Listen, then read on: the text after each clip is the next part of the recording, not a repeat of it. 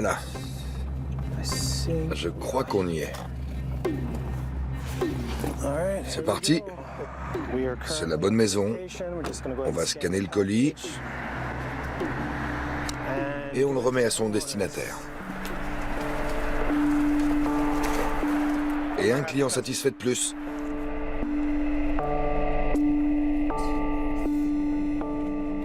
Amazon est l'entreprise en qui les clients ont le plus confiance. Elle satisfait le moindre de nos désirs immédiatement. J'appuie sur « Je suis arrivé ». Je scanne le colis. Bonjour, c'est Amazon. Voilà pour vous. Merci beaucoup. Des milliers d'employés au bas salaire comme Jamel sont au service d'Amazon pour que vos désirs deviennent réalité. Et un client satisfait de plus. Amazon, en imposant ses propres règles sur le commerce, la logistique et l'emploi, transforme la société en profondeur et de manière incontrôlable. Je vois pas le numéro des maisons. Génial. L'entreprise connaît un essor constant et s'en nourrit. Il n'est pas question de la freiner. Chez Amazon, chaque jour est le premier. C'est ce qu'explique le PDG Jeff Bezos à ses actionnaires. Day 2 is stasis, followed by irrelevance, followed by excruciating, painful decline, followed by death. And that is why it is always day 1.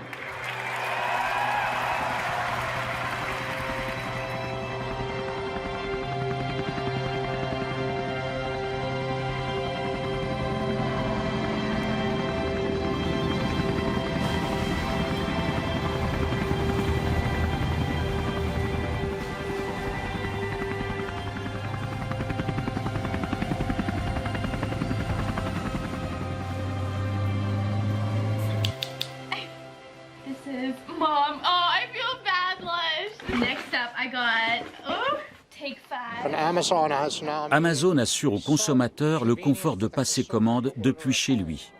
Le client détient désormais le pouvoir de l'économie globale, auparavant aux mains des fabricants. Puis la grande distribution est arrivée et a pris le relais. Aujourd'hui, Amazon a passé les clés au consommateur. L'information est au bout de nos doigts. On peut acheter en ligne et on choisit son fournisseur. On se fait livrer en un rien de temps et le prix défie toute concurrence.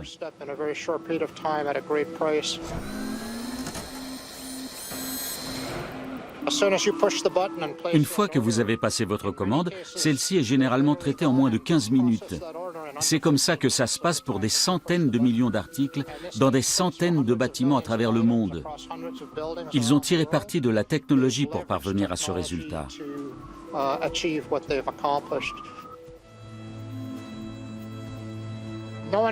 Personne d'autre n'en est capable. Aucune entreprise ne rivalise.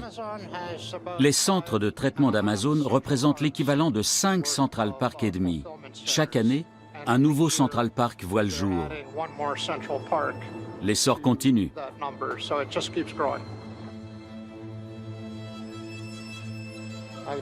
Ils ont bâti une forteresse entourée de douves. Elle est inaccessible.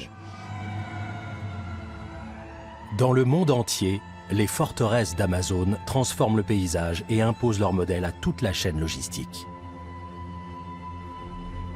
Comment cela est-il arrivé ?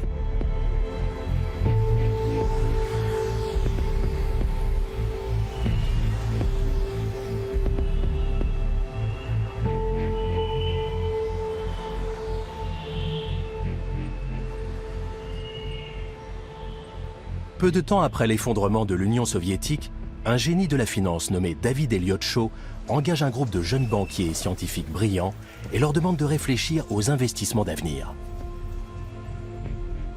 Parmi eux se trouve un jeune homme prometteur, Jeff Bezos, le futur fondateur d'Amazon.com.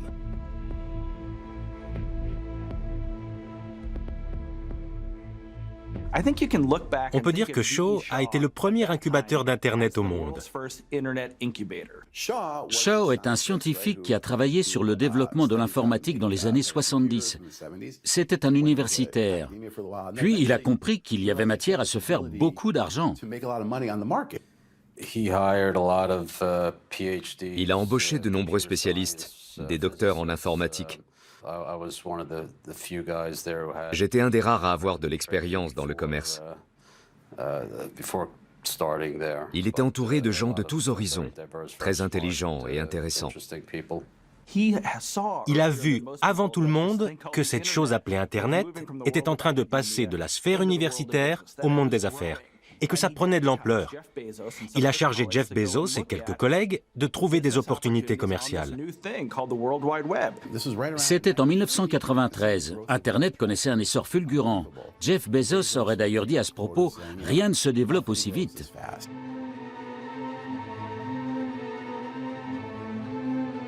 Amazon s'implante à New York, dans Wall Street, en 1993.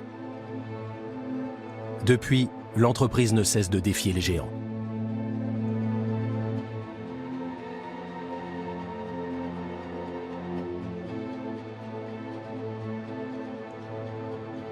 Pour les investisseurs, tout ce qui compte, c'est la croissance.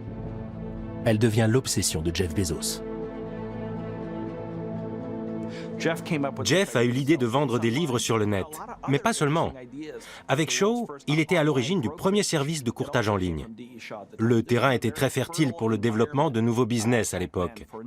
Et je crois que sans Shaw, Amazon.com n'aurait pas existé.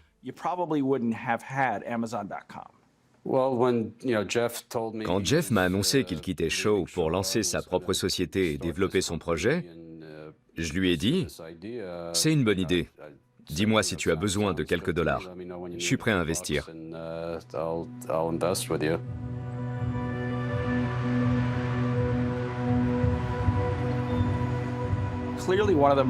Un des moments les plus décisifs de la vie de Jeff Bezos, c'est quand il a quitté New York et a renoncé au salaire mirobolant qu'il touchait chez Shaw.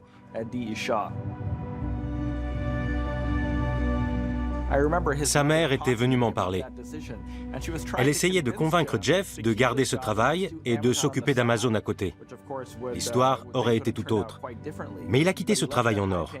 Il a traversé le pays et il a recommencé à zéro. Aujourd'hui, cette aventure fait partie de la légende d'Internet.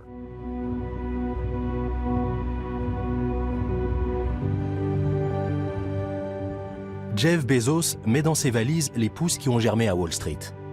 Il s'installe de l'autre côté des États-Unis et les repique dans la terre fertile de Seattle, dans l'État de Washington, où elles prennent rapidement racine.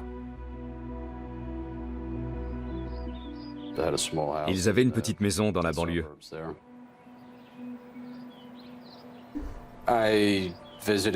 Je suis allé rendre visite à mes amis. Je me souviens du garage où ils travaillaient. À chaque fois qu'une vente se faisait, une cloche sonnait.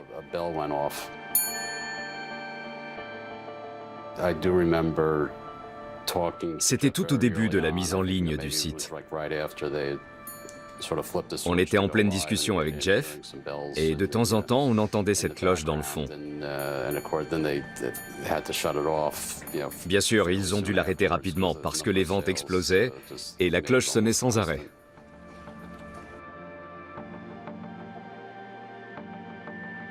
À la fin des années 90, les investisseurs, fascinés par l'histoire de Jeff Bezos, capitalisent Amazon.com à hauteur d'1 milliard de dollars.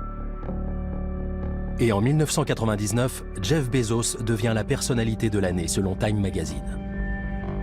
Il convainc les actionnaires que le chiffre d'affaires immédiat n'est pas ce qui compte et leur promet le jackpot à condition de prendre leur mal en patience.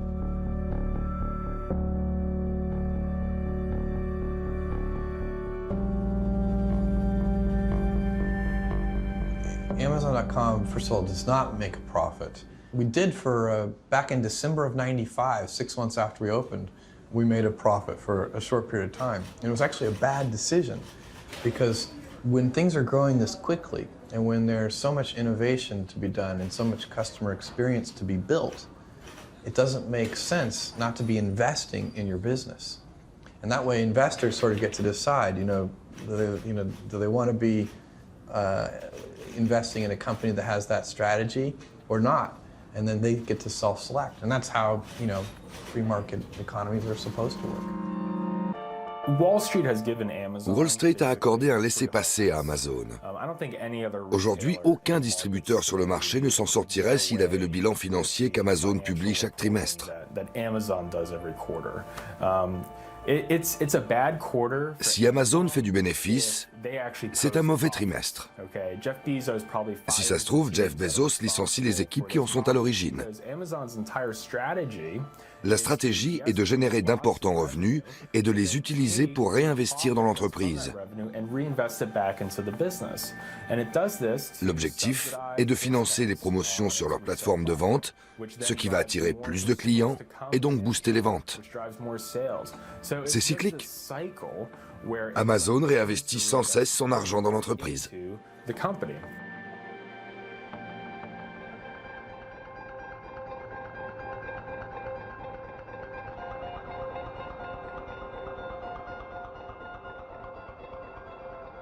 En 1997, Jeff Bezos annonce clairement ses intentions. We want to be Earth's most customer-centric company. So we're trying to build a completely new standard, raise the bar worldwide on what it means to be focused on customers and obsessed over customers. That's our mission. Aujourd'hui, ces mots prennent tout leur sens. Amazon! Amazon. Amazon. Amazon veut transformer la société, une mission que l'entreprise mène en s'appuyant sur Internet. Anything. Anywhere. Anytime. Amazon. I think if you look across all of the applications on the internet, all the things you see, it's about empowerment of the individual. Les consommateurs deviennent plus autonomes et utilisent Amazon pour gérer leurs échanges, faisant de Jeff Bezos l'intermédiaire ultime. In my opinion, everyone is a middleman. So, even the farmer who grows the wheat buys the seeds somewhere. Dans le conte populaire Le joueur de flûte de Hamelin, le héros promet aux habitants une vie plus facile.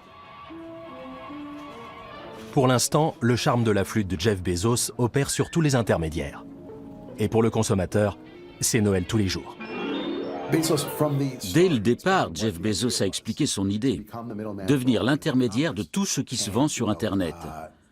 En tant qu'ancien banquier, il a compris que ce créneau était extrêmement lucratif et que le souci du service et l'incroyable choix qu'il propose finiraient par payer. La ville de Hamelin accepte la proposition du joueur de flûte, mais finit par le regretter.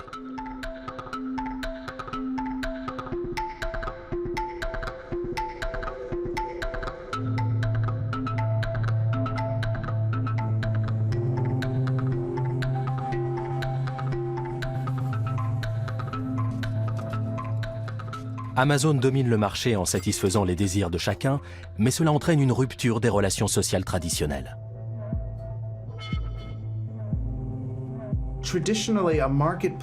Normalement, le marché se trouve au cœur de la ville. Et par conséquent, l'argent circule dans cette ville.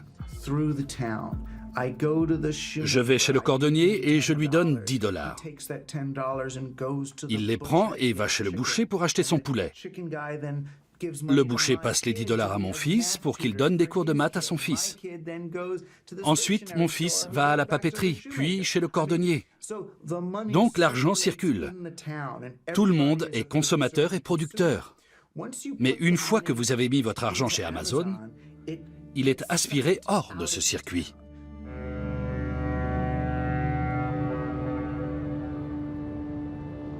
Si cela ne tenait qu'à Jeff Bezos, Amazon serait en train de devenir l'unique entreprise de la planète.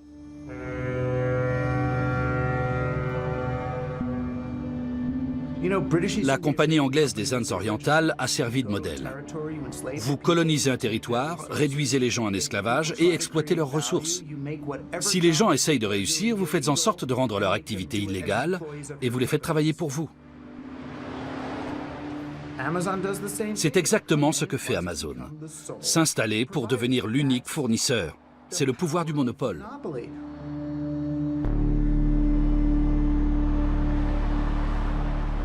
Tandis qu'Amazon grandit, ses branches enserrent toutes les plateformes de transport du monde.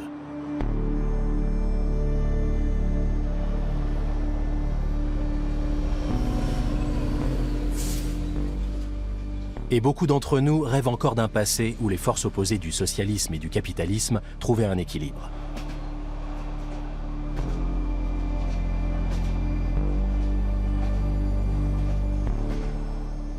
À l'époque où Jeff Bezos lance son entreprise, tout ce qui aurait pu entraver sa croissance disparaît. Le libre-échange et l'ouverture des frontières permettent à son système financier de pénétrer chaque recoin de la planète.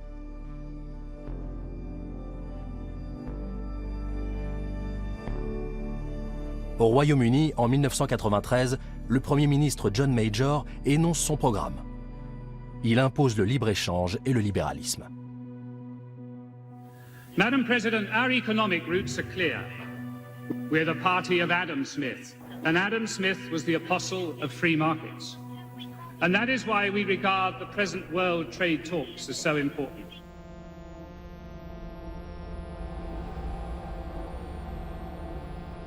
En 1992, la BBC annonce des coupes budgétaires dans l'industrie du charbon.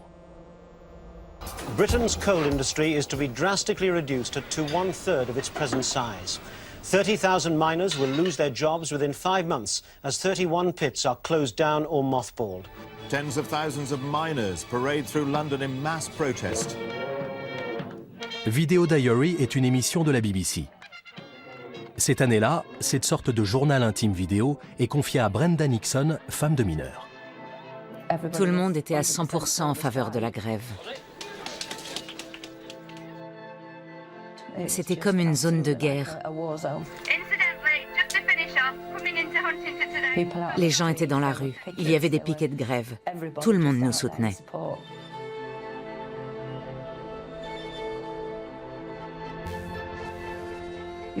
Quand on circule dans la région, on voit des puits de mine partout. Ça fait partie du décor.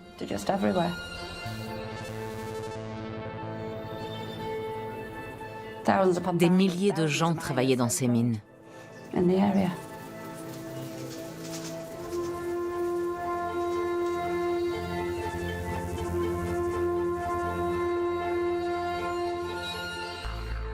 C'est le secteur tertiaire qui domine l'économie d'aujourd'hui et qui dominera celle de demain. Pour la classe ouvrière qui se retrouve sans emploi et divisée, il ne reste rien. Et la limite entre emploi et exploitation est difficile à définir. Nous n'avons plus rien. Tout est mort. Il n'y a plus d'industrie. Les mines de charbon et de fer ont disparu. Il n'y a plus rien là où plusieurs milliers de personnes travaillaient auparavant. Ces régions ont été bâties par les ouvriers.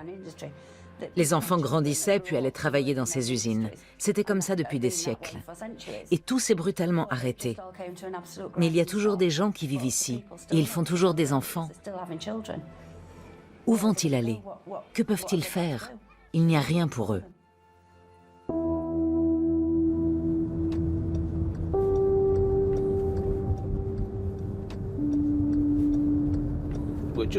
Voilà, on est arrivé. Le dépôt d'Amazon se trouve sur la gauche. Il a ouvert en 2017. Je consultais les emails de ma femme. Elle cherchait du travail. Et elle a reçu une petite annonce. Amazon Flex démarrait à Leeds. Il cherchait des chauffeurs. J'ai postulé et j'ai rempli le formulaire. Un mois plus tard, la réponse est arrivée. Veuillez vous présenter pour travailler.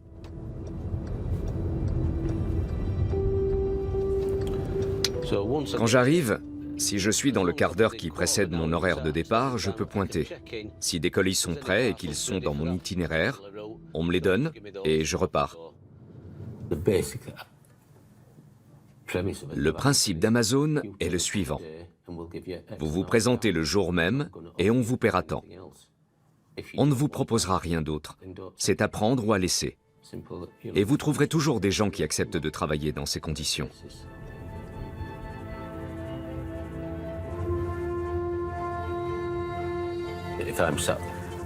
Si je suis avec un collègue et qu'on attend tous les deux qu'une course se présente, ce sera celui qui cliquera le plus vite. Je ne me fâche pas si c'est lui qui décroche le job, et vice-versa.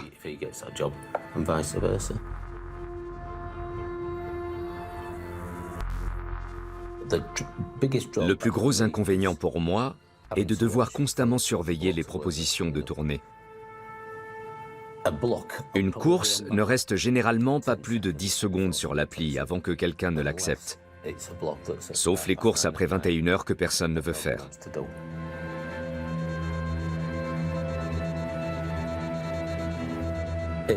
C'est comme ça.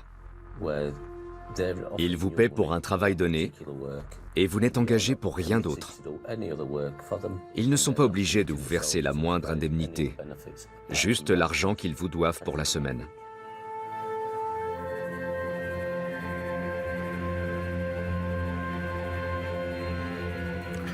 Ils gardent une trace de tout ce que vous faites.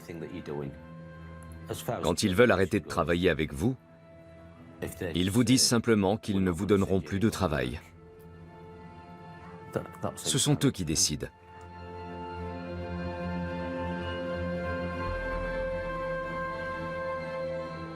Vous savez dès le départ ce qui vous attend. Vous êtes payé pour une tournée et c'est tout.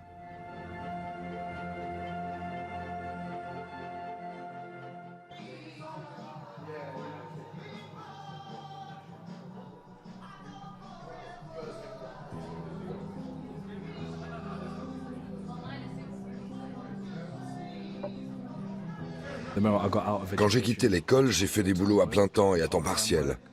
Je débarrassais les verres dans des bars, des trucs comme ça. À 18 ans, j'étais à temps complet.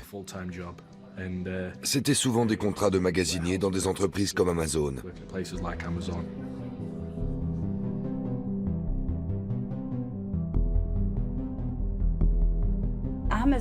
Amazon est à l'image de toutes les entreprises en ligne actuelles. Les gens qui y travaillent n'ont pas de visage. On sait juste qu'ils s'activent toute la journée, comme des robots. Ils font leur travail et sont traités comme des moins que rien. Ils sont sous-payés et ne reçoivent pas le respect qu'ils méritent. Ils n'en tirent aucune satisfaction. La seule chose qu'ils peuvent dire, c'est qu'ils ont un emploi, c'est tout. Je suis sûre qu'aucun d'eux ne se réjouit d'aller au travail. Au bout d'un mois, je n'avais plus envie d'y retourner. Je suivais le processus. Je travaillais dans la zone d'emballage. On a un chariot, un lecteur code-barre et une commande. On scanne la commande et ça vous dit combien d'articles vous devez collecter, le temps que ça doit vous prendre et l'heure où votre commande doit être prête. Vous allez chercher tous les articles à la main dans des centaines de milliers de rayons.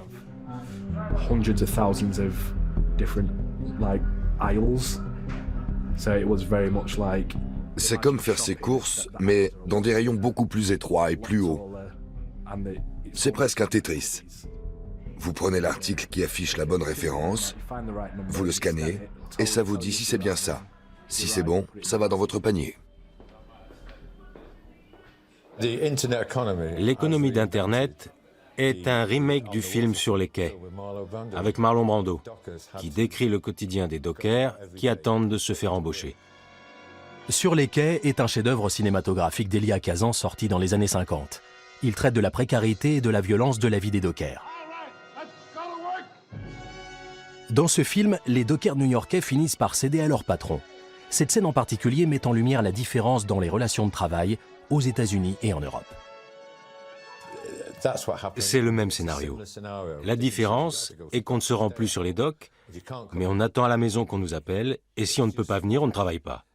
C'est ignoble. Il n'y a aucune sécurité. Comment acheter ou louer une maison si vous ne savez pas si vous aurez un travail demain? Même les contrats à durée déterminée, c'était mieux. On désapprouvait ça quand j'étais syndiqué. On ne voulait plus du temporaire, on voulait du permanent. Mais quand ça dure depuis des semaines, pourquoi ne pas en faire un contrat à durée indéterminée? Mais là, c'est encore pire. On ne les envoie pas à la mine, mais dans leur tombe. Les Européens souffrent des effets combinés du libéralisme, de la mondialisation et de la technologie. L'austérité a défait leur filet de sécurité. Et on leur demande d'écouter la philosophie individualiste que Jeff Bezos vante en racontant l'histoire de son ascension. Jeff Bezos fait valoir son modèle économique à l'ère de la technologie par le simple constat de la réussite de son entreprise.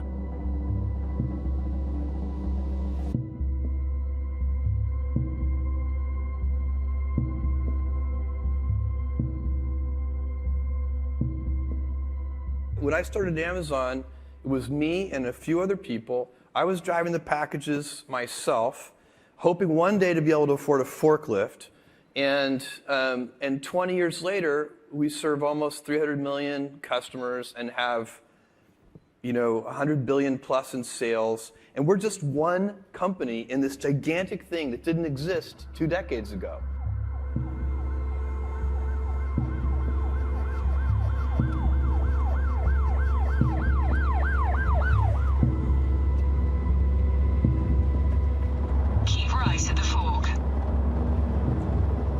L'Amérique a toujours soutenu l'individualisme, et les employés sont habitués à cet environnement économique précaire.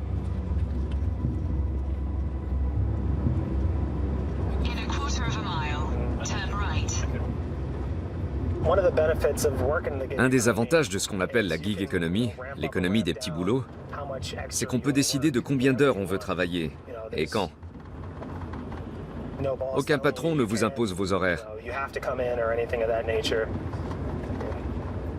Vous êtes très autonome.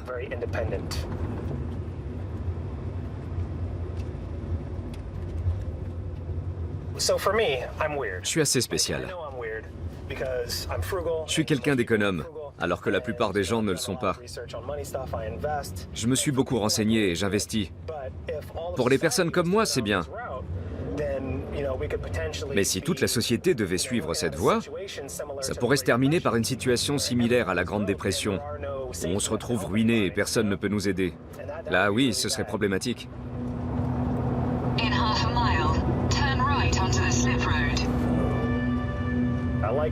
J'apprécie Amazon Flex, mais j'en ai pas besoin. C'est la chose la plus importante dans la gig economy ou dans le travail en général. Si vous n'avez qu'une source de revenus, ça représente un risque, surtout aux États-Unis. Si tant que vous travaillez, vous pouvez mettre de l'argent de côté en cas de coup dur, c'est une très bonne idée. Si vous avez une source de revenus complémentaire qui vous aide à mettre de côté, alors c'est génial.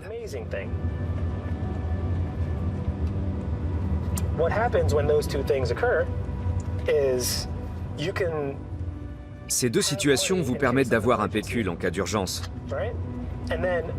Et donc, si vous perdez votre emploi, vous avez déjà une autre source de revenus qui vous permettra de tenir jusqu'à trouver un autre travail. Amazon Flex sert à ça. Il faut l'utiliser et ne pas la laisser vous utiliser. Servez-vous d'Amazon Flex pour atteindre votre objectif et rien d'autre.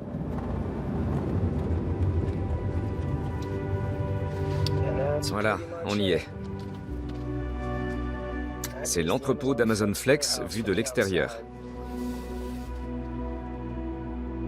Le plus gros problème si vous voulez faire vos 40 heures par semaine, c'est ça. Vous devez faire ça toute la journée. C'est pas drôle. Donc je vais pas essayer de faire 40 heures par semaine chez Amazon. C'est possible. Mais c'est chiant.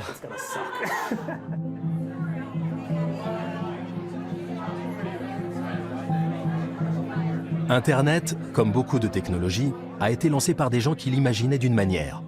Mais finalement, la réalité est tout autre.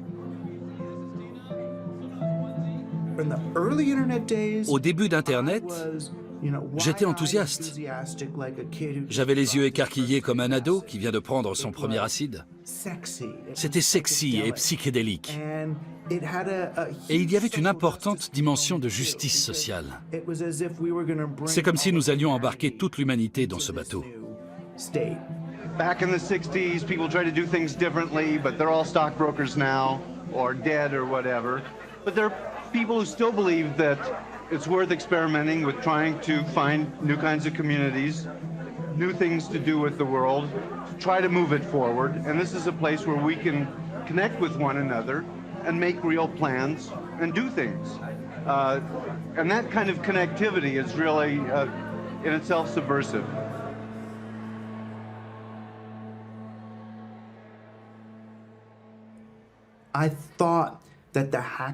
J'étais sûr que les hackers allaient se jeter sur cette occasion.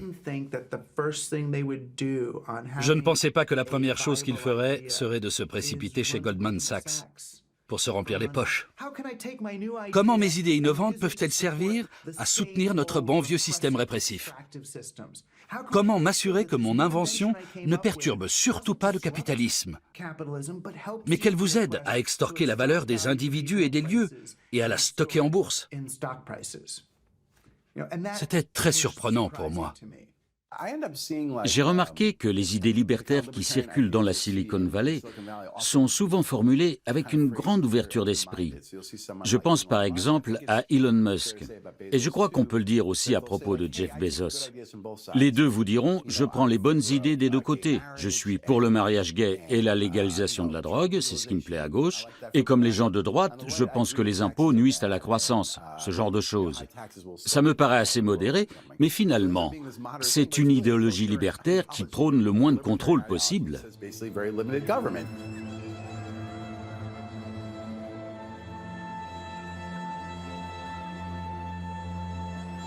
La défiance à l'égard du gouvernement est un réflexe très américain.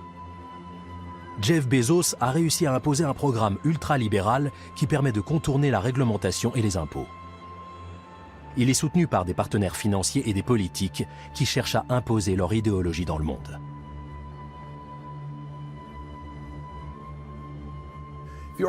Quand j'ai voulu savoir si Jeff Bezos était libertaire ou non, je suis tombé sur la réponse qu'il a donnée par rapport à un article du New York Times qui expliquait que les cols blancs de chez Amazon n'étaient pas heureux.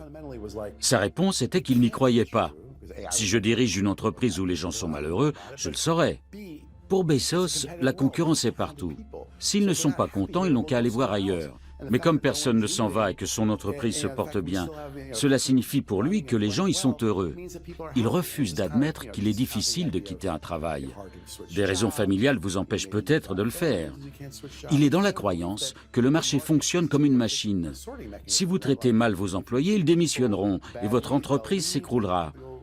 Il ne pense pas qu'il faille plus protéger les travailleurs que le marché. C'est un mythe de se persuader que le marché résout tous les problèmes et remplace le gouvernement.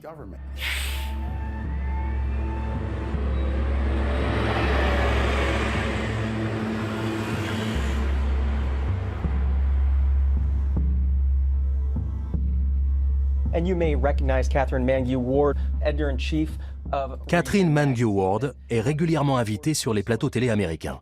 Cette rédactrice en chef est aussi une mère de famille qui aime Amazon. Nous sommes le magazine des esprits libres et du libre-échange. Nous sommes le principal magazine libertaire des États-Unis. Vous pourriez nous définir comme fiscalement conservateurs et socialement libéraux. Nous aimons le sexe, la drogue et la rigueur budgétaire. Les libertaires préfèrent le marché à un État trop autoritaire. Selon eux, les clients avec leur portefeuille et la concurrence entre entreprises sont mieux à même de gérer la société que les élus.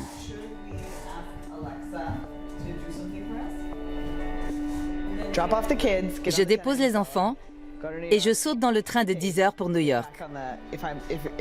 On enregistre et si tout se passe bien, je peux prendre le train de 16 heures et être chez moi à 19h30. Je peux faire ça super vite. J'essaie généralement de rentrer après le bain et avant que les enfants aillent au lit. C'est mon objectif. Je suis rédactrice en chef pour le magazine Reason et Jeff Bezos fait partie des 35 personnalités que nous avons mises en valeur à l'occasion de notre 35e anniversaire. Pour nous, il a rendu possible à tous l'accès à l'information. Je pense surtout à la grande librairie qu'Amazon proposait avant de devenir cette énorme machine à vendre. C'était un peu comme Wikipédia aujourd'hui, un partage d'informations bénéfique à tous. Chaque livre était rendu accessible partout dans le monde. Ça paraît plutôt louable, et c'est ce qu'Amazon faisait. Les gens ont tendance à minimiser le côté pratique. On entend, c'est vrai que c'est plus commode, mais on en parle de la taille de l'entreprise et de la façon dont elle domine le marché. On sous-évalue le confort que ça apporte. C'est pourtant essentiel, et notamment quand vous venez d'avoir un bébé, que vous déménagez, que vous êtes submergé par le travail ou que vous vous occupez d'une personne âgée. Bref, notre quotidien à tous.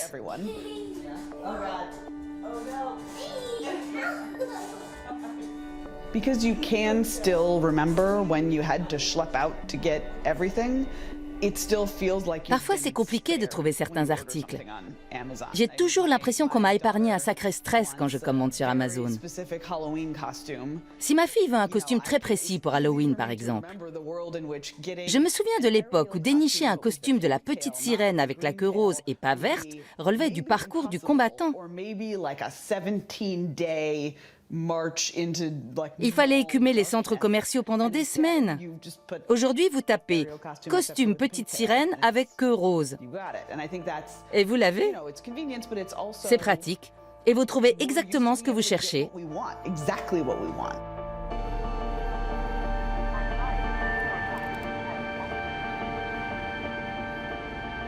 Pour satisfaire vos moindres désirs, Amazon est devenu une sorte de péage par lequel tous les vendeurs sont obligés de passer. Ils utilisent Amazon pour placer leurs produits sur le marché.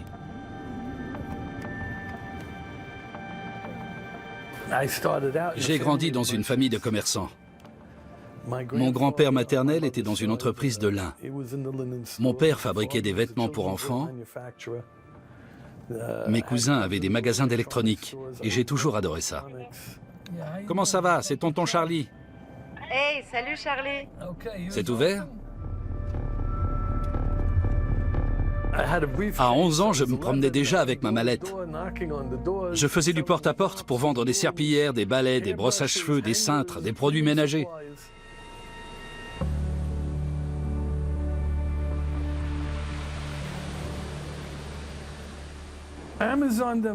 Amazon aujourd'hui, c'est plus qu'un géant.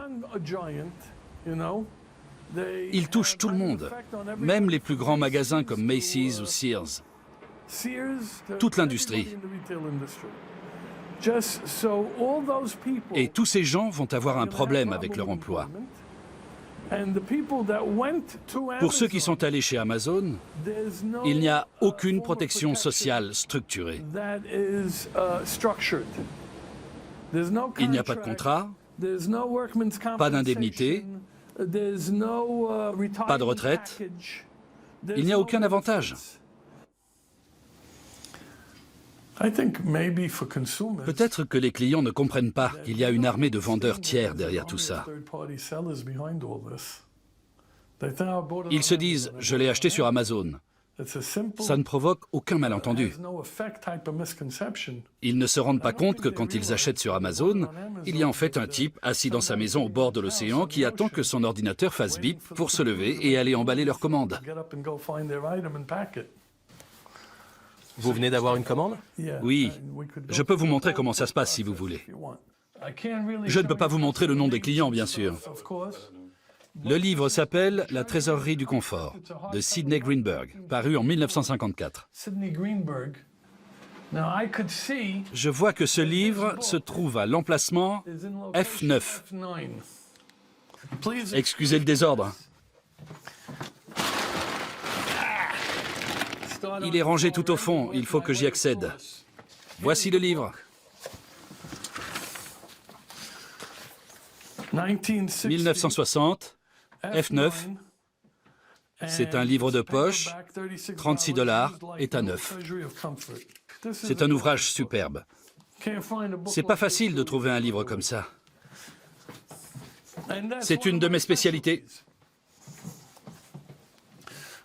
Je trouve le livre et je le pose sur la balance. 300 grammes. Maintenant, il part chez le transporteur. C'est un ouvrage magnifique. Ça me fait mal au cœur de m'en séparer, mais c'est mon gagne-pain. Il faut que j'accepte qu'il quitte la maison. Quand tu veux quelque chose, où est-ce que je l'achète? Sur Amazon, c'est ça. Les premières critiques concernant Amazon disaient que ça ferait couler les petites librairies. À l'époque, on avait déjà des gros noms dans le domaine du livre. Ce n'est pas Amazon qui a inventé le fait d'être un géant, ni d'utiliser l'économie d'échelle pour proposer des produits moins chers.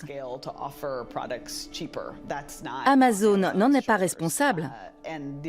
Et cet idéal, selon lequel tout le monde devrait prendre son panier et aller en ville pour acheter son pain, son lait et ses livres chez le commerçant du coin, ça n'existait déjà plus. Ce monde avait disparu avant l'arrivée d'Amazon. Au départ, les gens accusaient les grandes surfaces. Puis, ils ont accusé le géant du livre Borders d'avoir fait disparaître leur librairie. Maintenant, ils accusent Amazon d'avoir tué tous les commerces locaux. Est-ce qu'Amazon pousse à la consommation? Bien sûr que oui. Est-ce que ça a un côté positif? Oui. Les gens aiment acheter ce qu'ils apprécient.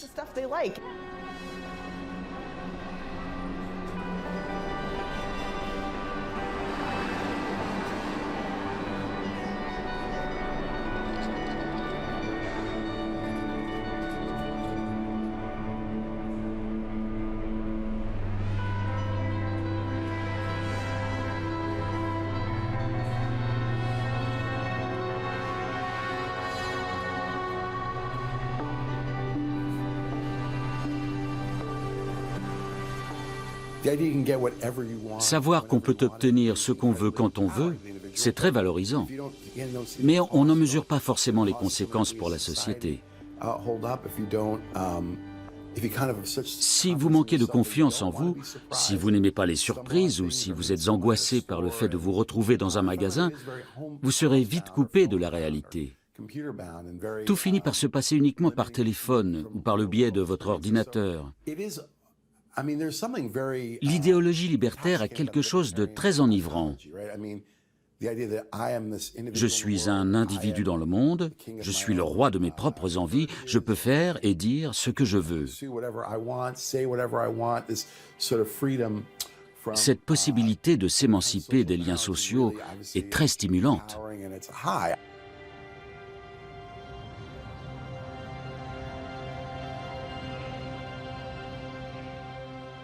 Ce sentiment de toute puissance est dangereux pour la démocratie.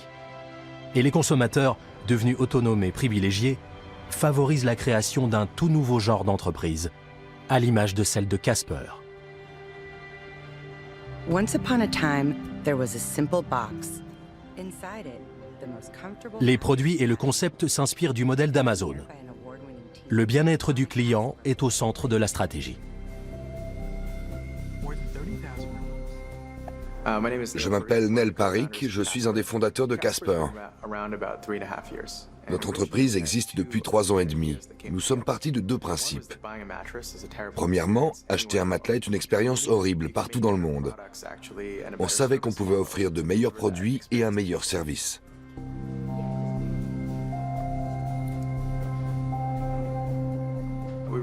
Deuxièmement, on a remarqué que les gens ne s'étaient jamais autant préoccupés de leur sommeil. Il y a 10 ans, c'était cool de dormir 4 heures par nuit. Aujourd'hui, c'est terminé. Et tout le monde pense alimentation bio, méditation, bien-être, yoga. Le sommeil, c'est fondamental. En combinant ces 2 idées, on s'est dit qu'on allait créer une entreprise qui fournisse les matelas et qui incite les gens à améliorer leur qualité de vie grâce au sommeil. Hi YouTube, how's it going? Et des dizaines de youtubeurs s'en donnent à cœur joie. Casper mattress king size, 'cause go hard or go. Amazon is the reason that in many ways Sous bien des aspects, Amazon nous a permis d'exister. Nous vendons certains de nos produits sur leur plateforme. Ils alimentent la technologie utilisée par Casper. Ils recueillent nos données et savent exactement ce que nous vendons sur leur site. Mais est-ce qu'ils peuvent entrer dans ma tête ou celle de mon équipe et comprendre notre philosophie? C'est beaucoup plus difficile. Amazon peut avoir un impact social tentaculaire beaucoup plus important dans le monde en permettant aux autres entreprises de réussir. Je ne crois pas que les gens feront faillite à cause d'Amazon. Au contraire, c'est un levier. Et peut-être qu'un jour, l'économie mondiale sera alimentée par Amazon, mais ça ne veut pas dire qu'il n'y aura qu'eux. There are thousands of salesmen at work each day, most of them honest, conscientious, and offering reliable goods. The others, the high-pressure salesmen, are slick, persistent, and tricky. Don't feel you have to buy it. Examine the terms. Are they clear? Give yourself time to think it over.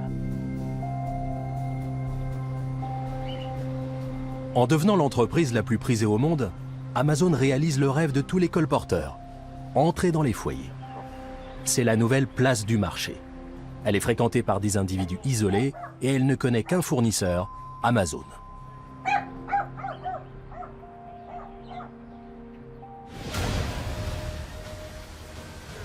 En souscrivant à l'abonnement Amazon Prime, on a les films et la livraison gratuite.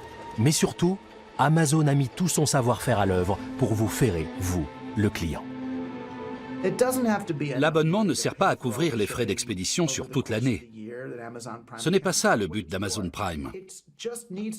La somme investie doit être suffisamment importante pour que, psychologiquement, on en vienne à se dire que c'est plus rentable de commander sur Amazon qu'ailleurs.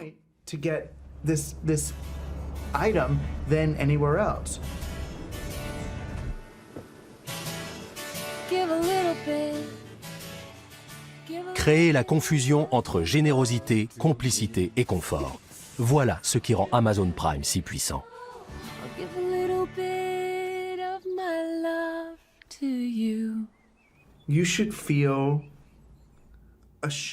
Vous devriez avoir honte de ne pas utiliser Amazon comme vous devriez le faire. Car c'est pour votre bien et celui de votre famille. L'argent que vous jetez par les fenêtres en frais de livraison, vous pourriez l'utiliser pour nourrir vos enfants.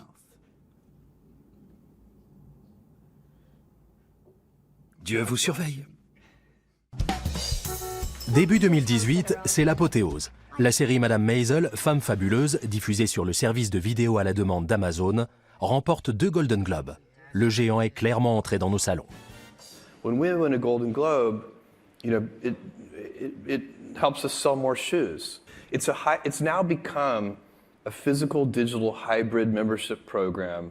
What we do, the way we think about it internally, is we just want you to be a Prime member and then you get the best of Amazon. Is it for me? It's for everyone. It's called Amazon Echo, Amazon Dot, Amazon Prime, le service de VOD, tous ces produits se complètent les uns les autres et créent un univers dans lequel le client est toujours satisfait. Voilà la stratégie d'Amazon. Aux yeux du consommateur, Amazon est une entité commerciale toute puissante. Alexa, what time is it? The time is 3:27. En se développant, Amazon a pris de plus en plus de place dans la vie des gens. Et certains ont commencé à se méfier. Est-ce qu'Amazon en sait trop sur nous ? Pour moi, comme pour tous ceux qui ont saisi les avantages du capitalisme et de l'économie de marché, l'apparition du moteur de recherche d'Amazon a été une révélation. Tu es devant ton ordinateur et tu te dis « Il me faut une paire de bottes ». Et là, Amazon t'en propose 5 et tu tombes pile sur la paire que tu cherchais. Merci Amazon. Il y a 2 catégories de personnes. Soit vous voyez ça comme un service personnalisé, un truc qui auparavant était réservé aux plus riches, comme si vous aviez un assistant, soit vous considérez qu'Amazon en sait trop. Mais si vous n'aimez pas Amazon, vous n'êtes pas obligé de vous en servir. Les gens se méfient des entreprises qui détiennent des informations souvent vraiment basiques à leur sujet. Ils devraient plutôt se soucier des renseignements que le gouvernement possède sur eux. On sait par exemple que l'enregistrement des conversations téléphoniques est quelque chose qui existe. Mais on ne sait pas dans quelle mesure cela se pratique. Alors qu'Amazon ne dispose que des informations que vous lui avez données. Imagine a world where you can focus on your core strength. Les données que vous fournissez à Amazon sont utilisées pour vous satisfaire et vous inspirer. Toutes vos habitudes sont placées dans le cloud d'Amazon et analysées par une intelligence artificielle. Il faut aussi savoir qu'Amazon Web Services est devenu le gestionnaire du cloud des services publics du Royaume-Uni. C'est aussi le partenaire de confiance de la CIA, de Netflix et d'une pléthore de services fondamentaux. Il constitue la principale source de revenus et le réseau d'influence d'Amazon.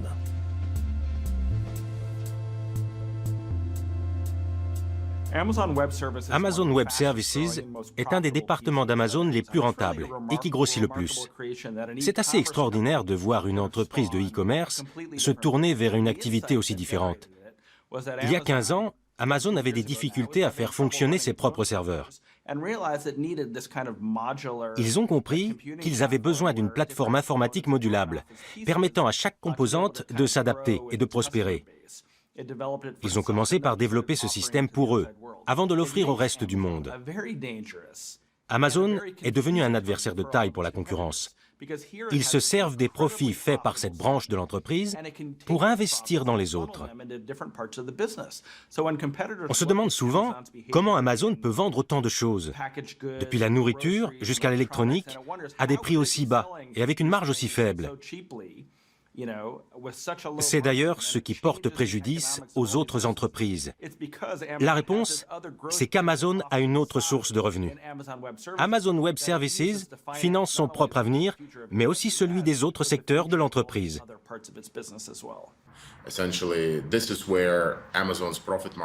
C'est là qu'Amazon fait le plus de marge. Ce n'est pas en vendant des produits en ligne. Ça rapporte aussi, mais pas tant que ça, parce que les livraisons, le stockage et la main-d'œuvre ont un coût. Et c'est incompressible. Alors que le cloud et les services web sont majoritairement gérés par une intelligence artificielle, et donc deviennent beaucoup plus rentables. Il n'y a qu'à fournir des serveurs et des applications à reconnaissance vocale ou à reconnaissance d'objets, et le tour est joué. Ce système porte ses fruits, et la rentabilité d'Amazon augmente, essentiellement parce qu'ils ont énormément investi au départ. Amazon a la possibilité d'utiliser les profits générés par Amazon Web Services pour compenser les frais de transport, qui représentent un poste de dépense important. Les autres distributeurs en sont incapables. Ils ne sont pas non plus présents dans la publicité ou le cloud computing. C'est un énorme avantage pour Amazon. Cet avantage fournit les fonds qui permettent à Amazon de régner en maître dans le domaine de la logistique. Amazon doit contrôler le marché de la logistique parce qu'aucun transporteur seul n'est capable de lui fournir les ressources nécessaires. En termes de chiffres, nous pensons qu'ils expédient 1,2 milliard de colis par an rien qu'aux États-Unis. S'appuyer sur une seule entreprise pour déplacer tout ce volume serait très risqué pour eux. Amazon est connu pour mettre la pression sur ses partenaires. L'entreprise utilise les services de la Poste et en parallèle, elle les contourne en proposant son propre service de livraison express. Et elle fait pareil pour ses vendeurs. Ça finit par devenir problématique pour les partenaires parce qu'Amazon ne s'associe avec eux que sur le court terme. Certes, ils se font de l'argent pendant cette courte période, mais sa dynamique et ses ambitions sont telles qu'Amazon ne travaillera jamais avec eux sur le long terme.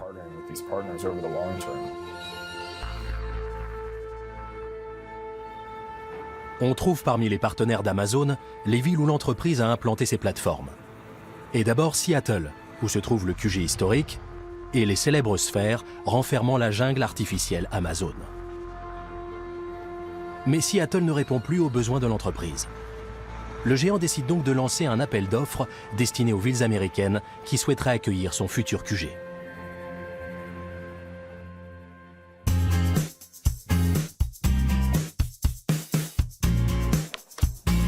Amazon, you're growing your business and we want to grow with you. That's why we think Frisco... La ville de Frisco au Texas, dans une vidéo incroyable, va jusqu'à demander à Alexa de soutenir sa candidature. Hey Alexa, where should Amazon locate HQ to? In Frisco, Texas. New York choisit d'illuminer l'Empire State Building aux couleurs d'Amazon.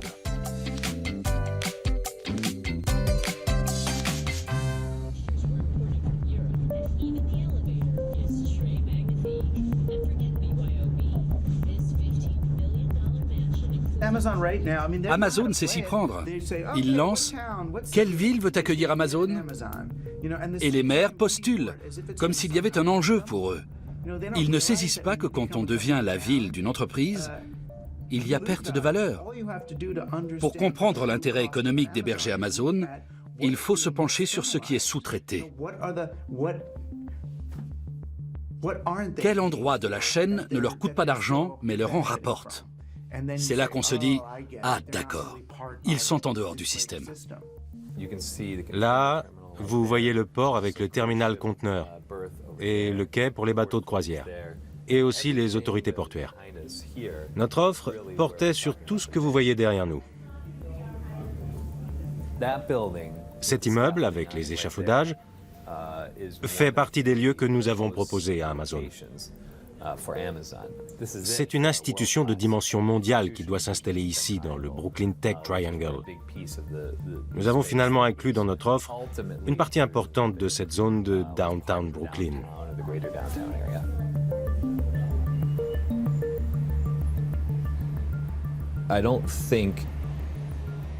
Je ne crois pas que la ville ou que Brooklyn ait affirmé qu'elle allait dérouler le tapis rouge pour Amazon ou proposer des avantages fiscaux mirobolants, des réductions d'impôts ou quoi que ce soit de ce genre pour une entreprise de cette taille.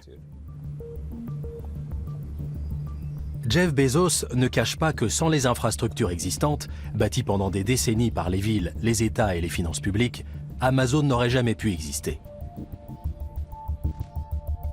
All of the heavy lifting infrastructure to support Amazon was already in place. If we had had to deploy last mile transportation 20 years ago, it would have cost hundreds of billions of dollars of capital. It would have been impossible for a company like Amazon to even conceive of doing that.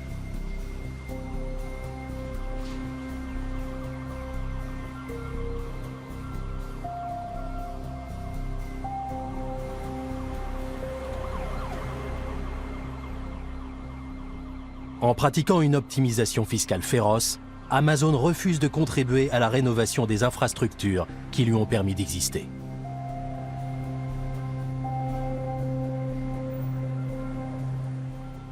Amazon fait du tort à de nombreux consommateurs américains, parce que contrairement à beaucoup de distributeurs, l'entreprise ne paie pas l'impôt sur les sociétés. Cet impôt sert à financer la réfection des routes, la construction de nouvelles écoles ou l'embauche de policiers et de pompiers dans les villes.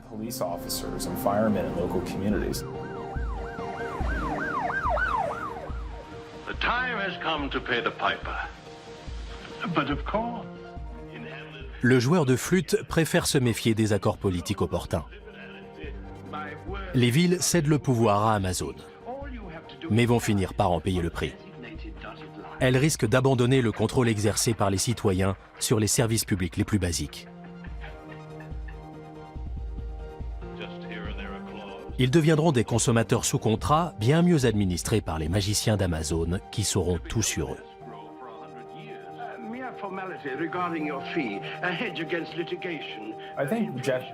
Le but ultime de Jeff Bezos est de faire d'Amazon le fournisseur principal, l'acteur majeur de la vente et du déplacement des biens.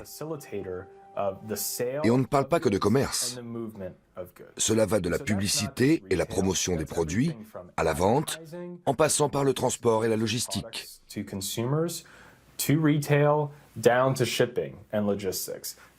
C'est une mission ambitieuse. L'objectif est énorme. Ils ont commencé par la vente. Au sommet de la pyramide, vous avez la publicité. À la base, vous avez les expéditions.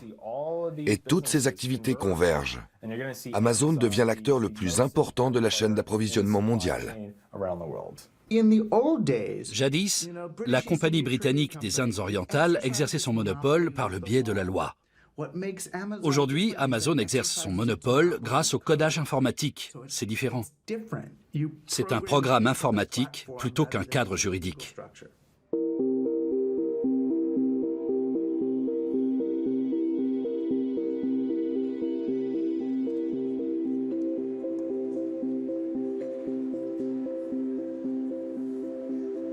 Amazon a fait de Jeff Bezos l'homme le plus riche du monde.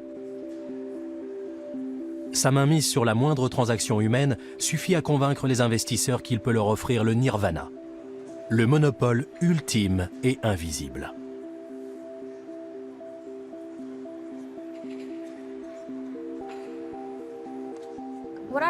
Ce que j'appelle le paradoxe antitrust d'Amazon, c'est le fait qu'une entreprise parvienne à monopoliser le marché sans qu'aucune loi ne l'en empêche.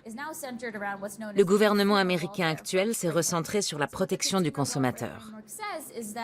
Il rappelle que l'objectif des lois antitrust est de promouvoir les intérêts du consommateur. En théorie, cela pourrait englober de multiples facteurs. Mais en réalité, les autorités ne se préoccupent que des prix. Traditionnellement, quand une entreprise a le monopole, elle demande un certain prix pour ses produits. Si elle domine le marché, elle affiche un prix exagérément élevé. C'est le comportement classique d'une société qui exerce un monopole. Mais les entreprises dont on parle ne vous font pas payer. Elles offrent leurs produits et leurs services gratuitement. C'est ce qu'a fait Amazon avec les livres numériques quand ils ont lancé le Kindle. Quand ces entreprises ne vous font pas payer ou alors moins cher que le coût réel du produit, il est très difficile de prouver qu'on les fasse à un cas de violation des lois antitrust si on voulait se retourner contre elles.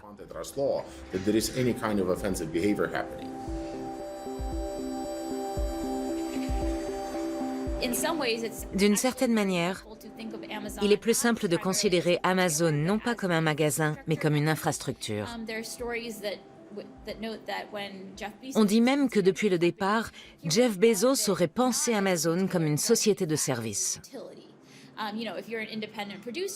Si vous êtes un fabricant ou un vendeur indépendant, vous devez passer par Amazon pour accéder au marché du XXIe siècle. Amazon est le chemin de fer du XXIe siècle. Et comme à l'époque de l'invention du chemin de fer, on est face à une compagnie unique, super puissante, qui fait ce qu'elle veut sans aucun contrôle.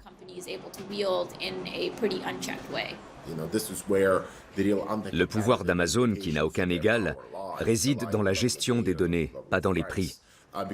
Jusqu'à présent, nous n'avions pas de modèle théorique valable. Et nous avons passé les 20 dernières années à nous débarrasser du vieux modèle antitrust. Aujourd'hui, Amazon n'est plus soumis à la plupart des dispositions antitrust qui nous protégeaient contre le pouvoir des grandes entreprises. À l'avenir, les lois antitrust poseront un problème à Amazon, alors que l'entreprise devient de plus en plus gigantesque et que sa part de marché dans le secteur des livres, de la musique et des produits alimentaires ne cesse de grandir. Elle sera davantage surveillée. Beaucoup d'entreprises américaines, et pas seulement Amazon, sont confrontées à tout un tas de réglementations en Europe et en Asie-Pacifique. Cela va freiner la croissance d'Amazon et d'autres marchés.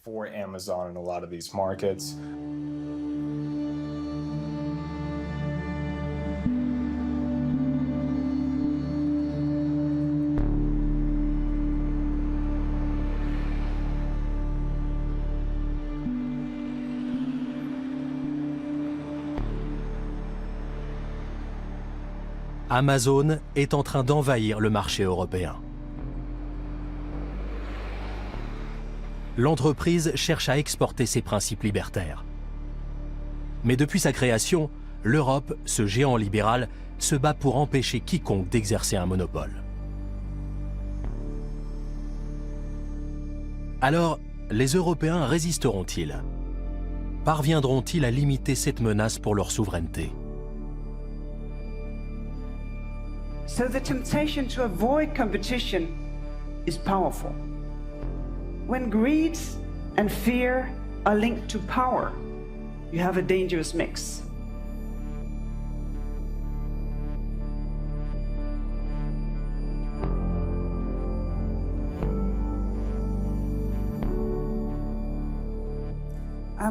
Je suis commissaire européenne à la concurrence. L'Europe est différente des États-Unis, de la Chine ou de la Russie. C'est une union fondée sur l'état de droit. Nous avons montré au fil des décennies notre volonté d'encadrer le marché. Nous disons, nous ne voulons pas détruire notre environnement. Nous voulons des conditions de travail décentes. Nous refusons le travail des enfants. Nous refusons les produits cancérigènes. Dans ce cadre-là, la concurrence peut exister. Et cela a fait de l'Europe une très bonne zone pour faire des affaires, parce qu'il s'agit d'un marché unique où s'appliquent les mêmes règles. where you have the same set of rules. You have C'est une des régions les plus prospères du monde. region in the world C'est sans doute le meilleur endroit pour vivre sur Terre de tous les temps. ever in history. So it's a very good Donc c'est bon pour le business. But the thing is that Mais la condition, c'est de suivre les règles. you can come from wherever. Peu importe d'où vous venez, des États-Unis, du Japon ou d'ailleurs. Tant que vous respectez les règles européennes, vous êtes les bienvenus.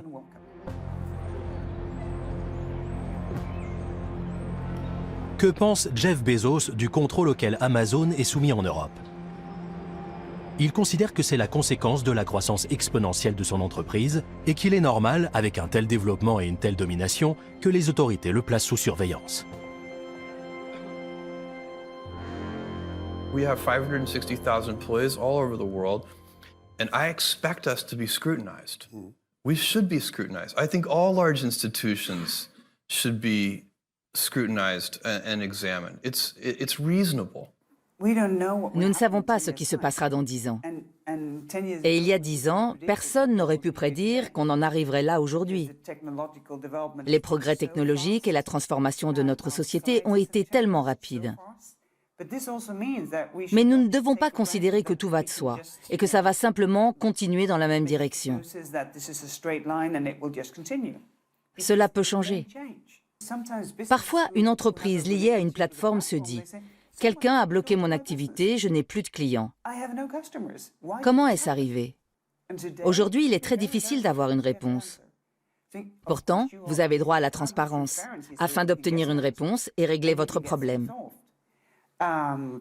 Nous travaillons avec les flux de données. Et bien entendu, je fais de mon mieux pour appliquer nos règles sur la concurrence. Prenons l'exemple de Google. Vous ne pouvez pas vous auto-promouvoir au détriment des autres. C'est de la concurrence déloyale et vous abusez de votre position dominante. Mais si on respecte le droit de la concurrence, ainsi que les réglementations établies par mes collègues, le monde des affaires peut prospérer. Comme c'est le cas en Europe, avec toutes ces moyennes et petites entreprises qui ont été très profitables aux Européens depuis des décennies. Je participais à une conférence à Berlin et quelqu'un est venu me parler de la notion du paradoxe américain. Je ne savais pas ce que c'était. Il m'a dit « Les États-Unis ont toujours eu un bon gouvernement, depuis plus longtemps que la plupart des autres pays. Et pourtant, les Américains ne lui font pas confiance. » Paradoxalement, ils ont des entreprises plutôt contestables, mais ils croient en elles. En Europe, c'est le contraire. On est davantage sceptique vis-à-vis des entreprises. Et paradoxalement, on se fie plus au gouvernement. Le réflexe est différent selon le continent. En Europe, on se dit que le gouvernement qui nous représente est le plus à même de protéger nos intérêts. Aux États-Unis, on pense économie et libre-échange. On essaie et on verra ce que ça donne. De ce point de vue, je suis très américain. Et je crois qu'Internet a été bâti sur une vision américaine du monde. C'est très intéressant de voir comment ça se passe en dehors de l'Europe. Là-bas, les gens rêvent de certaines choses pour leurs enfants qui, pour nous, Européens, sont acquises. Je l'explique à mes propres enfants. Dans certains pays, vous n'avez pas l'accès aussi facile aux hôpitaux. Les bonnes écoles ne sont pas gratuites comme elles le sont en Belgique ou bien dans d'autres pays européens. C'est très important. Et selon moi, c'est la définition même de la souveraineté. Sans ce socle, vous n'êtes pas souverain. L'Europe est un fabuleux exemple et nous devons préserver ça.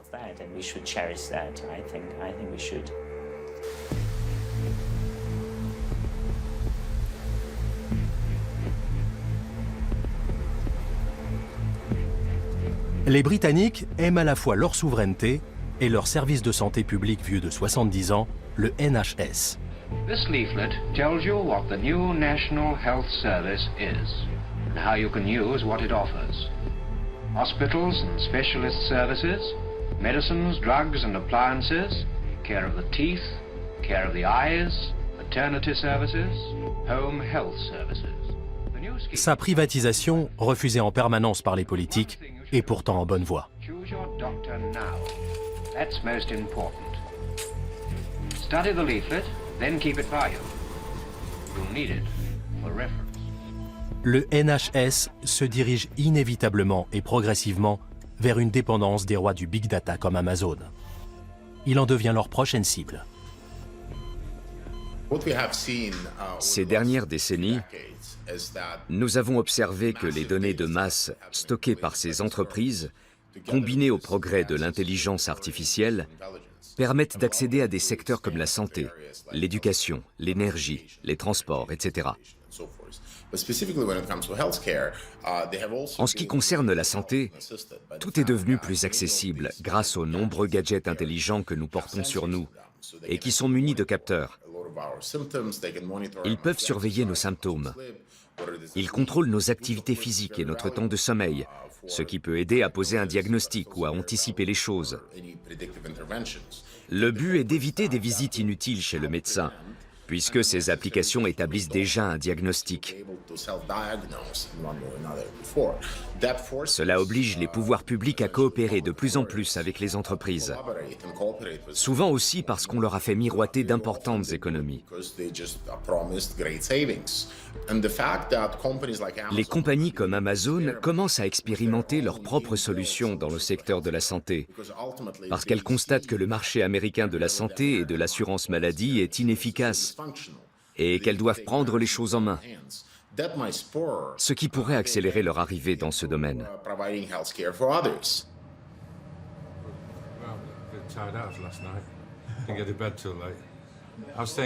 Comment va le bébé? Il est heureux, il va bien.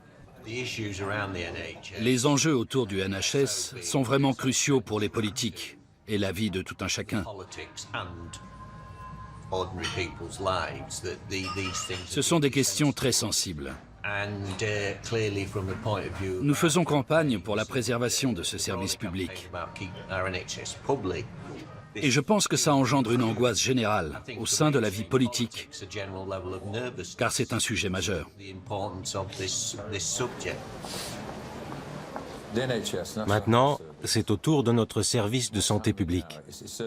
C'est sans doute le dernier bastion pour la classe ouvrière et les travailleurs, parce que tout le reste a disparu peu à peu depuis Thatcher. Et depuis Cameron et May, c'est encore pire. C'est fort à la mot pour les Anglais.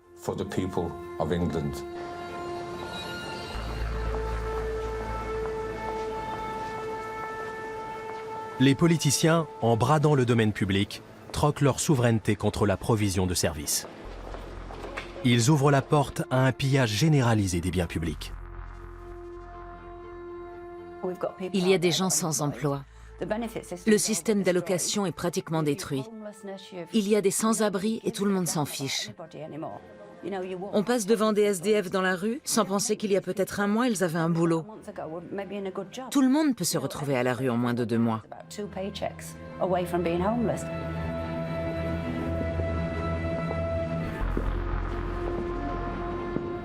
C'est un retour à l'Angleterre victorienne, voire avant. On est revenu à une époque où les gens n'ont aucun droit. Pas de travail, pas de quoi manger, ils n'ont rien.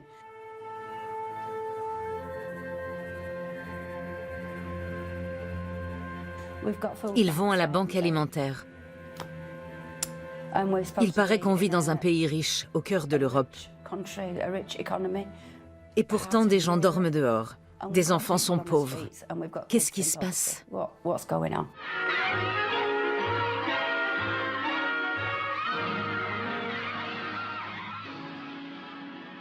Comme dans le joueur de flûte, on finit par payer le prix fort si on n'anticipe pas les conséquences de certaines décisions hâtives et malhonnêtes.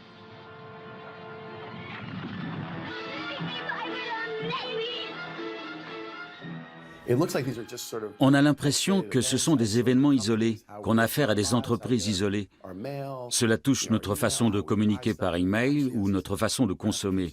Mais tout cela a des conséquences sur le vivre ensemble, sur notre manière de financer nos écoles, par exemple. L'impact est énorme. On joue les Cassandres, on s'inquiète, mais personne ne fait rien. Le système semble aller bien, et pourtant, on va droit dans le mur.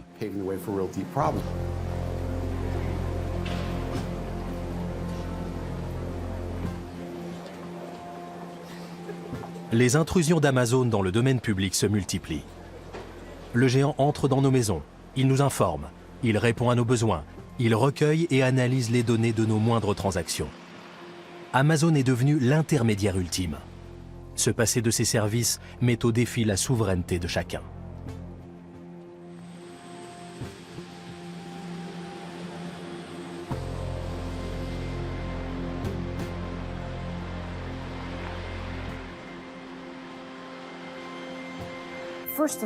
D'abord, chaque État membre dispose de suffisamment de latitude pour déterminer son organisation. Comment le service public doit fonctionner, ce que doit être le règne de l'État-providence et quels bénéfices les citoyens doivent en retirer. Les parlements nationaux ont assez de marge de manœuvre pour prendre leurs propres décisions. C'est comme ça que nous voulons faire les choses. D'après mon expérience, quand on accepte de s'ouvrir au libéralisme, le plus important, ce n'est pas la propriété. C'est de savoir si vous avez un moyen de contrôle. Si oui, vous pouvez intégrer des entreprises privées tout en maintenant un service public. Aujourd'hui, cela devient de plus en plus intéressant. Quand on combine une entreprise privée et un fournisseur de services publics, qui va avoir accès à vos données ? Il est important de souligner que si cela concerne l'argent du contribuable, ces données doivent être accessibles à tous. Parce qu'elles forment une ressource fondamentale, notamment pour l'innovation. Si on veut innover en matière de santé, de prévention des maladies, de gestion de la fluidité du trafic, de lutte contre le changement climatique, nos gouvernements et nos agences publiques ont besoin d'un accès à ces données.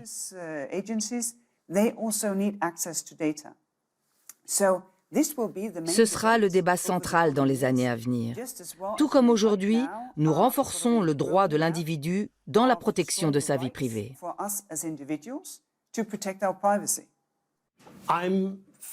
Je suis profondément optimiste à propos de mes semblables. Si je ne croyais pas à la bienveillance et à l'intelligence de la population, je renoncerais à la démocratie, au libre-échange, à l'éducation ou encore au journalisme. Mais je crois que les gens sont foncièrement bons et qu'ils veulent faire le bien. Internet est un outil qui peut nous permettre de faire des choses merveilleuses, mais aussi de mauvaises choses. Ce qui m'effraie, c'est que nous mettons toutes les mauvaises choses que nous faisons sur le dos de la technologie. Et nous croyons que la technologie peut tout régler. Ce rejet de la technologie me fait froid dans le dos. Je le vois se développer en Europe, où on assiste à une technopanique. Il faut contrôler Internet et ses effets. C'est problématique. Si vous êtes convaincu qu'un outil purement technologique peut nous rendre mauvais, c'est que vous avez peu d'estime envers vos semblables et l'idée même d'une société organisée. Ce n'est pas mon cas. Je suis bien plus optimiste. Je crois aussi qu'Internet est encore bien trop jeune. Nous ne connaissons pas son potentiel. Notre vision de l'avenir est encore trop ressemblante au passé. Amazon, avec ses célèbres sphères botaniques, met la nature à son service. Est-ce un présage de ses intentions envers la société ?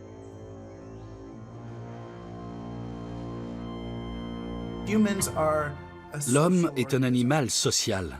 Le but du jeu est de se connecter aux autres et de créer des liens de solidarité.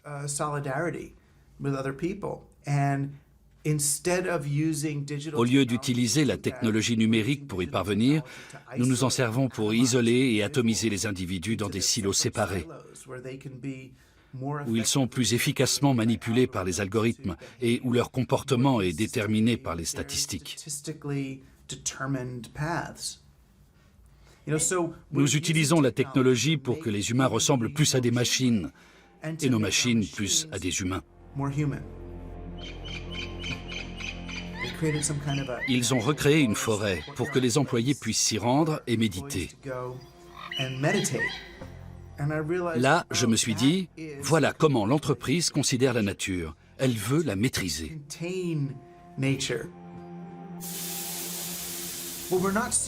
Ce n'est pas de la création de richesse, c'est de l'extraction de richesse. Ils apprennent à extraire les ressources d'un marché, puis ils passent à autre chose. Amazon ne crée pas de richesse, mais la prélève. Il faut pourtant nourrir le marché dont vous dépendez. Vous ne pouvez pas simplement ruiner tout le monde et vous attendre à ce que ça dure. Mais aujourd'hui, Amazon est presque entièrement basé sur la croissance. Les influences de la technologie, ses promesses et ses dangers sont intimement liés au capitalisme. Beaucoup de problèmes découlent de la nécessité de faire gagner de l'argent aux actionnaires.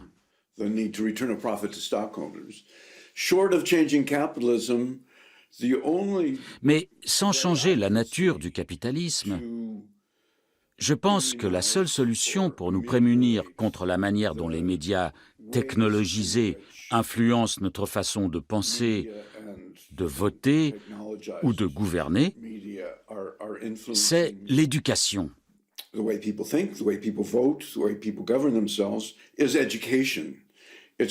La crédulité de l'homme est plus facile à corriger que la force de la technologie alliée au capitalisme.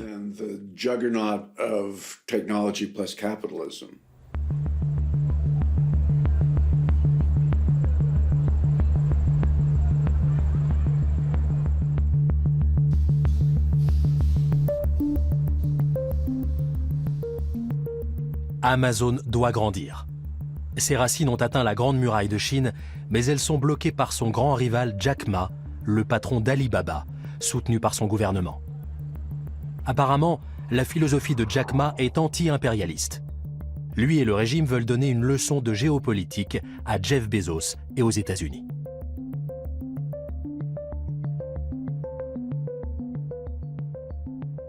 The difference between Amazon and us, Amazon is more like an empire. Everything they should control themselves, buy and sell. And our philosophy is that we want to be an ecosystem. Our philosophy is to empower others to sell, empower others to service, empower making sure the other people are more powerful than us. Amazon n'a implanté ses sites web que dans une dizaine de pays.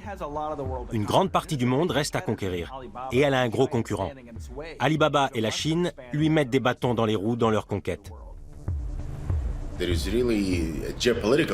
La technologie et le big data sont devenus des enjeux géopolitiques. Il est évident que la Chine nourrit d'énormes ambitions quant à développer et tirer profit de sa propre technologie, quitte à abandonner ce qui a fait son succès, la production.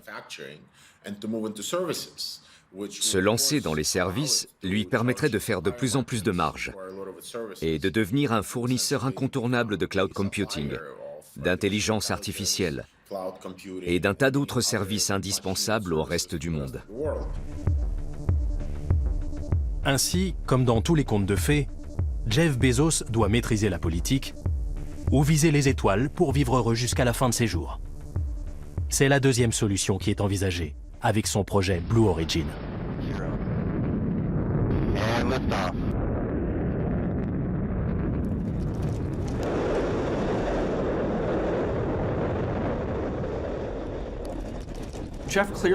Jeff considère clairement Blue Origin comme une forme de philanthropie. Il encaisse chaque année $1 milliard chez Amazon qui sert à financer ce projet. L'idée de Blue Origin est de concevoir la technologie qui permettra de coloniser l'espace. Jeff Bezos affirme qu'il veut voir le même type d'entrepreneuriat dans l'espace que sur Internet. Selon lui, c'est la clé de la survie de l'humanité. Donc c'est une passion publique. Il y a forcément un intérêt personnel, mais il considère que c'est aussi pour le bien de tous. C'est quelque chose qu'il pourra transmettre aux générations futures et qui permettra un jour à l'homme de quitter notre planète. I believe, and I get increasing conviction with this with every passing year, that Blue Origin, the space company, is the most important work I'm doing. Jeff Bezos, dont le modèle économique est entièrement basé sur la croissance permanente, a une vision héroïque du destin de l'homme. Plutôt que de s'inquiéter des ressources limitées de notre planète et de sa surpopulation, il pense que ce qui nous menace le plus, c'est la stagnation. Avec son projet Blue Origin, sa vision est claire. Coloniser l'espace plutôt que de trouver un remède à la pénurie.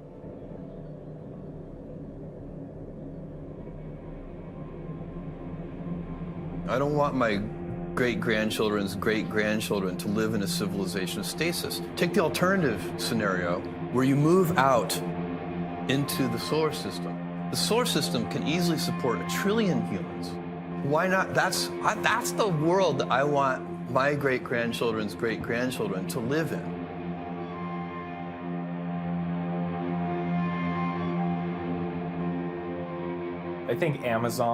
Amazon, Google et Facebook essaient de détourner l'attention des consommateurs et des autorités en disant « Voyez tout ce qu'on fait pour l'humanité ». Des voitures autonomes, des drones et même des fusées.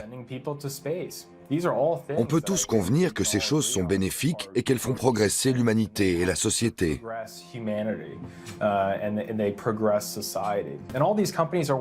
Ces entreprises travaillent dans ces domaines, mais n'en tirent aucun profit financier. Ce sont des centres de coûts qui leur permettent simplement des mouvements comptables.